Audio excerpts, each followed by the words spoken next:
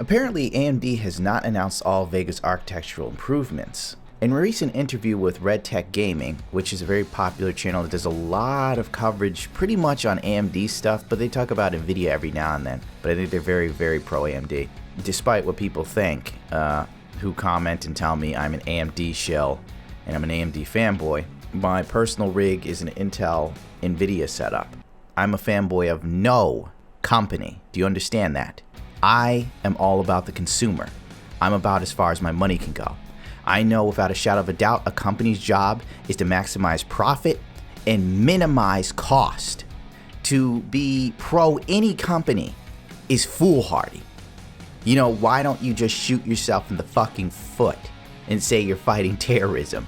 I don't know. I can't think of an analogy to fully convey to you the distaste and disdain I have for people who have that sort of mindset. Oh, NVIDIA is the best way to go, or better off red than dead, or some shit like that. No, we need both companies. Right now, we need AMD to do well, because NVIDIA is only going to continuously boost the prices of their shit for incremental upgrades. We need AMD. And right now, AMD is the hot topic. Therefore, I talk about AMD. I mean, because AMD's the only thing that's coming out. NVIDIA has a lid so tight on the fucking 1080 Ti, it isn't even fucking funny. I can't find anything about it. Like, what little I can find, it's a lot of speculation and rumor. I hope the 1080 Ti is awesome. I would prefer to stick with NVIDIA, but with the way NVIDIA is going, I'm definitely beyond willing to go with AMD, especially if they offer a damn good product, close to or better than the competition. I'm very interested, but let's continue on with this. In an interview with RedGamingTech, AMD Scott Wazin has revealed that Radeon has not announced all of the architectural improvements that are present in the upcoming Vega series GPUs. This is a good thing to know that there's still more stuff up their sleeve. Therefore, we are not privy to all the information and we could still be pleasantly surprised. I don't have my hopes up. I never get my hopes up about anything. As long as you don't get your hopes up, you can always be pleasantly surprised in life.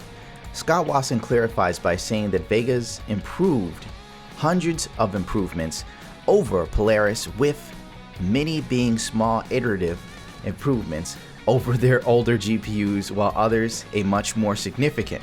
With AMD's Vega reveal, the company's decided to narrow down things to some of Vega's key features, with plans to announce more information as the GPU launch approaches, which we all speculate, and all the rumors, not even rumors, there was like a leak from AMD themselves that, Ryzen was coming at GDC. My fault, no.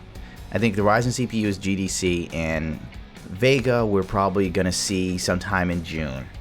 And with the way things are going, rumors have it that the 1080 Ti will launch around April or May, like right before AMD launches theirs. So I guess NVIDIA is doing a preemptive strike, but that's neither here nor there. We have already talked about lots of interesting Vega features, including the GPU's new memory architecture, improved geometry and compute engine design, their new draw system binning rasterizers, DSBR, and AMD's new primitive shaders, all of which will have a significant impact on performance and certain scenarios. Simply put, it is exciting to hear that AMD has many more Vega architectural improvements up their sleeve, though at this time it is hard to even guess where AMD's focus has been when designing Vega. Has AMD has been working on improving the tessellation and MSAA performance, or has AMD been working to deliver more advanced DirectX 12.1 feature support with conservative rasterization tier 1 support and support for raster order views? DirectX 12.1, huh? It's not like DirectX 12 has been knocking out of the ballpark. I gotta say, that has been like a real disappointing sort of thing. Honest to God, with the way they touted DirectX 12, you would have thought like gaming was gonna change indubitably. But still, everything is coming out for DirectX 11 because still there are just millions upon millions of people still not with Windows 10 and using DirectX 11. It's probably the most used API, I believe. Even stuff with DirectX 12, I have seen no major boon from it, honest to God. Even with my AMD rig, which is on the level of a console. Still, like switching DirectX 12, I see better performance in 11. I guess it's something we won't really get to enjoy for years to come, unless like you're talking about those rare sort of creatures like Ashes of the Singularity. God have mercy, am I tired of that game with the way like they keep touting that. Doom supposedly does DirectX 12 well. Vulcan is where it's at on Doom though.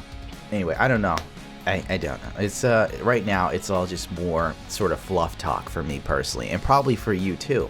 At this point, I'm a little tired of articles that just wet your whistle with pretty much the same information you already kind of know with little tidbits going on and on. I'm ready for the GPU to come out. Let's see if it delivers, or at least like give me a bit more to run on, a bit more meat on the fucking bone so I can make a soup out of it, for God's sakes.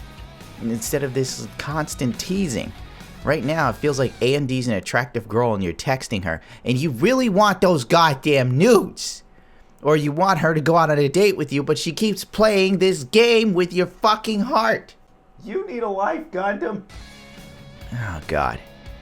I don't know. That's just how I feel. I'm getting a little frustrated. I want something more. Well, you know what? I'm not going to actually give more of a fuck than me. You want to rate, comment, subscribe, you feel free to. You don't, fuck it. You know, you got bigger things on the horizon, baby. I'm sure of it. I like to say I got bigger things on the horizon, but I got a bastard burger on the grill right now. And you're probably like, what's a bastard burger, Gundam? It's like a hamburger you buy that's in the pre-patty shape, and then you throw it on the fucking grill, you know. And then you start to cook it, and then the patty shrinks like your fucking penis after a woman tells you she's in love with you. Sorry, and for these analogies, they probably kill your soul. So it's like the size of a junior bacon cheeseburger. I call it the bastard burger. Alright, I'm out of here.